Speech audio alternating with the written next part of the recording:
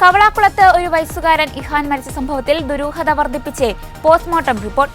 കുഞ്ഞിന്റെ വയറ്റിലേറ്റ ക്ഷതവും അതുമൂലമുണ്ടായ ആന്തരിക രക്തസ്രാവവുമാണ് മരണകാരണമെന്നാണ് പ്രാഥമിക നിഗമനം. സംഭവത്തിൽ ദുരൂഹത തുടരുന്ന സാഹചര്യത്തിൽ കുഞ്ഞിന്റെ മാതാപിതാക്കളെ പോലീസ് വീണ്ടും ചോദ്യം ചെയ്തു വരികയാണ്. കുഞ്ഞിന്റെ മരണം സാധാരണ നിലയിലുള്ളതല്ലെന്ന സൂചനകളാണ് പോസ്റ്റ്മോർട്ടം റിപ്പോർട്ട് നൽകുന്നത്. കുഞ്ഞിന്റെ വയറ്റിൽ ആന്തരികമായി ക്ഷതമേറ്റിട്ടുണ്ട്. ഇതെങ്ങനെ സംഭവിച്ചു എന്നതിൽ വ്യക്തതയില്ല. ഈ ക്ഷതത്തെ തുടർന്നുണ്ടായ രക്തസ്രാവമാണ് മരണത്തിലേക്ക് നയിച്ചതെന്നാണ് കരുതപ്പെടുന്നത്. ഇഹാന്റെ കയ്യിൽ 3 ആഴ്ചയോളം പഴക്കമുള്ള ഒരു പൊട്ടൽ ഉള്ളതായും കണ്ടെത്തിയിട്ടുണ്ട്. എന്നാൽ ഇങ്ങനെയൊരു പരിക്കിനെ കുറിച്ച് തങ്ങൾ അറിഞ്ഞില്ലെന്നാണ് മാതാപിതാക്കൾ പോലീസിന് നൽകിയ മൊഴി. പോസ്റ്റ്മോർട്ടം റിപ്പോർട്ട് പുറത്തുവന്നതിന് പിന്നാലെ നെയ്യാറ്റിൻകര ഡിവൈഎസ്പിയുടെ നേതൃത്വത്തിൽ മാതാപിതാക്കളായ ഷിജിനെയും കൃഷ്ണപ്രിയയെയും പോലീസ് സ്റ്റേഷനിലേക്ക് വിളിപ്പിച്ചു.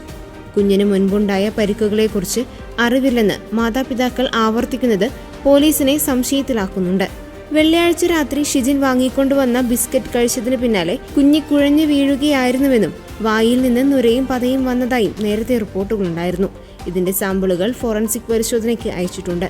വെള്ളിയാഴ്ച രാത്രി കുഴഞ്ഞു വീണ ഇഹാനെ നെയ്യാറ്റിൻകര ജനറൽ ആശുപത്രിയിൽ പ്രവേശിപ്പിച്ചെങ്കിലും ശനിയാഴ്ച പുലർച്ചെയോടെ മരണം സംഭവിക്കുകയായിരുന്നു.